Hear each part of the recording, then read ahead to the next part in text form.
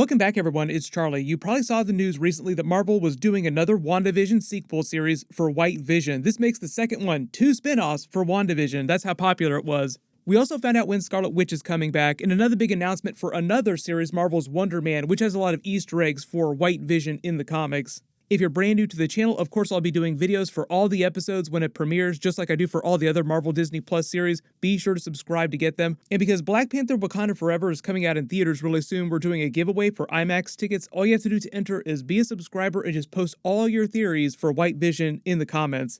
Many thanks to Marvel Snap for asking to sponsor this video too, who wanted me to tell you about the new video game. You probably saw that new Nick Fury clip. That was for Marvel Snap. Someone left your termination papers on the printer. Fury, I'll try to spare the world from evil overlords better next time. It's a new video game from the people that made Hearthstone. It's a card-based game. Each round takes place over 6 turns with 3 random locations. Each turn, a player is granted an extra unit of energy to play cards. Turn 1 equals 1 energy, turn 2 takes 2 energy, and so on. Turns happen simultaneously, so each player in a game makes their move at the same time during each turn. Location cards are the 3 cards in the middle of the board that reveal 1 turn at a time until turn number 3. You have to overpower your opponent at 2 of the 3 locations to win the game. Each location also has their own game-altering effects. In a snap, doubles the amount of cosmic cubes at stake. You can bluff, like you would in poker, during a game by pulling a snap in the middle of a game to double the amount of cosmic cubes at stake. It's not a pay-to-win situation. You have to play to earn new cards, and all the card upgrades that you can earn are just cosmetic only. I'll put a link on screen and in the description below that you can click on. Be sure to check it out. It's on both Steam and mobile platforms right now, and your account will carry over between platforms, so you can play on your phone and on your desktop or a Steam Deck or something like that with the same account. So be sure to check it out. But the big news this week was that Marvel finally revealed what's actually happening with White Vision in the MCU after the WandaVision ending. There are so many theories, like he's an Iron Man-based character because he comes from Jarvis, Iron Man's AI, so a lot of people wondered if he'd show up during Armor Wars. That's still possible because they just turned that into a movie. Like Armor Wars used to be a TV series, now it's going to be a movie because they have such bigger ambitions for it. But he kind of just flew off at the end of WandaVision, never to be heard from again until the next big Marvel project, and Marvel just kind of waited to announce what's actually going to happen. So if you remember in the finale, it was revealed that Tyler Hayward had been gaslighting Scarlet Witch that whole time in an attempt to get her to reactivate Vision's dead body with their chaos magic because they couldn't do it using traditional means. SWORD had taken Vision's body after Avengers Infinity War and Avengers Endgame and tried to reactivate him using traditional mechanical means because he was worth billions and billions of dollars because of all the vibranium and technology in his body. The big X factor, though, to make another Marvel reference, was the Mind Stone in his forehead, just because it was so important in creating his more humanoid personality. Like Vision was meant to be the baby of Jarvis and Ultron combined with a ton of vibranium and the Mind Stone. It was a very critical piece in Avengers Infinity War that they talked about. Like, how can we remove this without completely destroying him? It was a big Shuri storyline. People still wondering about that. What did Shuri do to Vision? Was it going to work if Thanos hadn't just ripped it right out of his forehead? And the storyline they adapted for White Vision on WandaVision was basically taken right out of the comics. In fact, right now they're just calling the WandaVision sequel series for White Vision right now Vision Quest, because that's literally the name of the comic book story that White Vision comes from. And it's basically what you saw happen during the course of WandaVision that they explain with his backstory. Vision gets destroyed, then put back together Humpty Dumpty style, but when they bring him back, they didn't have Wonder Man's brain patterns like they did the first time to give him his personality, so he came back as this very cold, unfeeling robot. This is where we have some Wonder Man Easter eggs because obviously they changed a little bit for the MCU backstory. They used the Mind Stone to give him the personality instead of Wonder Man's brain patterns like they did in the comics. Wonder Man is a Marvel character that they're developing a series for right now. They just had a big announcement, I'll explain in a second. But his real name in the MCU is Simon Williams. His day job is basically being an actor in Hollywood, like he's an LA-based Marvel character, kind of like She-Hulk. When they created Vision, they used his brain patterns to basically give him his humanoid personality so that he's the Vision that you think of when you think of Vision from the comics. When they put him back together during the Vision Quest storyline, he comes back as this cold, unfeeling robot, kind of like White Vision does on the series. Like, minus the Mind Stone, he has no personality. He's basically more like a robot than he was before.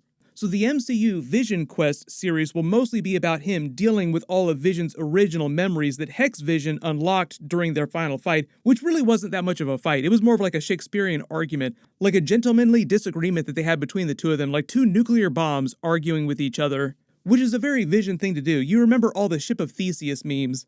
After Hex, Vision had finished unlocking all those memories inside White Vision, because White Vision basically is the original Vision, just minus the Mind Stone, he flew off into the distance to just process everything. And the whole idea is that he's going to be slowly remembering who he is and what his life was before. As part of that, Elizabeth Olsen, Scarlet Witch, is supposed to come back. They didn't say how she's going to come back. I think it'll be a combination of different ways, like all the different ways you could bring an actor back. Like they have flashback scenes of her as he's remembering things with her. Then you have her actually coming back, like the Scarlet Witch that we saw at the end of Doctor Strange 2, Multiverse of Madness. She didn't die, if that wasn't clear. We always knew she'd come back. The whole idea with Scarlet Witch is that she basically pulled down the Darkhold temple that Chthon had built. The big flare-up of chaos magic there when the rock crumbled in on itself was basically a small protective bubble forming around her, like it was her own unconscious sense of self-preservation that just automatically protected her from all that damage. So at least until they bring her back, she's kind of like in this hibernation state, sort of like this weird limbo state. She was always going to come back for either Avengers 5 Kang Dynasty, but definitely Avengers 6 Secret Wars. It might not be till Secret Wars, but she could always come back for Avengers 5 as well. I know a lot of people also asking if Billy and Tommy are going to come back too, because they were little kids when the series ended, and a couple years go by, they're going to be way bigger. My assumption is that they'd invoke them in some way, but I'm not expecting a ton of scenes with them. They'll also be using them in whatever Young Avengers series or movies that they wind up doing with that team of characters that they're slowly putting together, but I think they're waiting on Young Avengers till maybe after Secret Wars just to give the kids more time to age up so that they can actually play teenagers. Most of the other Young Avengers characters we've seen so far that they're slowly introducing are much, much older, and it's much easier for them to roll into Young Avengers, so I think they're just kind of waiting a little bit for some of the actors to age up. The funny connection to Wonder Man in the MCU, though, because obviously they've changed some of the backstory of Wonder Man, is that Marvel just announced that Yahya Abdul-Mateen, the person who plays Black Manta in the Aquaman movies, the person who played Dr. Manhattan, also DC Comics, so also another comic book character, is going to be their Wonder Man, which is actually a big surprise, going from DC to Marvel. I guess that doesn't imply good things for Black Manta inside the DC universe. Everyone press F to pay respects for Black Manta. What they're doing with the Wonder Man character in the MCU, though, is they're going with more of his actor storyline. So the whole idea is that Simon Williams' day job is an actor, and they have a lot of these fake in-universe Marvel parody movies, like the ones that you saw in Spider-Man Far From Home. James Gunn also had a version of this, like he did a version of Simon Williams' Wonder Man in Guardians of the Galaxy 2, but it kind of wound up being a deleted scene, like Nathan Fillion played a version of Wonder Man for him as Simon Williams with all these fake Marvel movies, like he played a version of Tony Stark, he was in a bunch of other movies. And Marvel has Loki Season 2 coming up. I've already done like a full Loki Season 2 trailer video, so I'll link that at the end of this and down in the description below. But part of the episodes take place in the 1970s, and during that particular episode, they have a bunch of fake in-universe movies mixed with real movies from the 1970s, including Kingo's first movie. They even did a little bit of that during Moon Knight with Moon Knight's backstory, like there was this fake in-universe movie that helped inspire one of his personalities. So Marvel's just rolling with that idea and just developing their version of Hollywood inside the MCU, where a lot of these movies get made. The showrunner of Wonder Man is also Daniel Cretton, the person who did the Shang-Chi movie. He's also the person who's directing Avengers 5 Kang Dynasty. So you have the person who's doing Avengers 5 also doing Wonder Man. It sounds like Wonder Man's going to be a pretty big character. I'm not expecting a ton of crossover between MCU Wonder Man and the White Vision series, though. They're much more connected in the comics, so it's more of an Easter egg kind of thing. Eventually, the idea, though, is that White Vision will become more like the original Vision without just completely resetting everything to what he used to be. Like, he is kind of a different character now, even though he has all of his original memories back. The whole idea is that as he's processing all of his memories, all that put together in his new parts, basically, that form his body, will result in him being a completely new person. So his relationship with Scarlet Witch when she comes back will also be a little bit different. Like, this is her vision, but kind of not her vision at the same time, so I don't know if they're going to continue to have a romantic relationship when she also comes back, too. That's one of the reasons why you didn't see Vision during Doctor Strange 2 Multiverse of Madness. The way that Elizabeth Olsen explained it, though, like, this was her own sort of in-universe explainer. This wasn't something that Sam Raimi told to her. This was just something that she came up with on the spot. When our Scarlet Witch went to the other universe to steal her children from the other version of Scarlet Witch, the reason why there was no Vision in their Westview house is because for some reason that version of Vision and that version of Scarlet Witch had broken up. Like the 838 universe version of Vision was not talking to this version of Scarlet Witch anymore. They weren't together as a couple. There were also a lot of memes about that at the end of WandaVision as well. Nah, me and Wanda, we don't talk no more.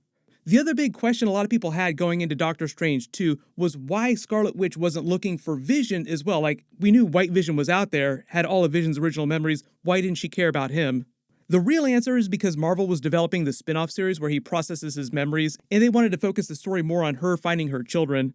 The in-universe, story-based reason for her not looking for White Vision, I think, is her emotionally moving on from Vision himself. Like, her Vision died, so she knew that White Vision was not her Vision, which is why she wasn't rushing to go grab and bring him back. So it implies in the future, when they're all back together on screen at the same time, they'll just be cordial to each other like they'll be friends, but it's not like they're going to move in together or anything like that.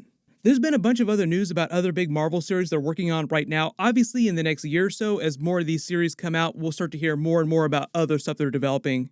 And also, the other new big change that Marvel has made is that not everything that isn't getting a movie is automatically becoming a Disney Plus series. Now, because the Werewolf by Night Halloween special was so successful, the special presentation one-off is a much bigger thing within Marvel. So for instance, Silver Surfer, they're saying now, might be a special presentation like a one-off that they release right before the events of the new Fantastic Four movie. So it's just another opportunity for them to do really cool one-off projects for characters that don't really have a story that's worth 6 to 8 episodes, or aren't necessarily commercial or like big enough to warrant a giant $200 million movie. But because Black Panther Wakanda Forever is coming out really soon, there'll be a bunch of news about what's happening with the future of the Black Panther characters. Of course, I'll do videos about that too, along with my post-credit scene video, full Easter eggs breakdown for the movie, so I'll name a new giveaway winner the next time I post a Marvel video. Everyone click here for my House of the Dragon alternate ending, deleted scenes video, alternate storylines, and click here for that Loki Season 2 trailer breakdown and Easter eggs. Thank you so much for watching, everyone stay safe, and I'll see you guys in the next one.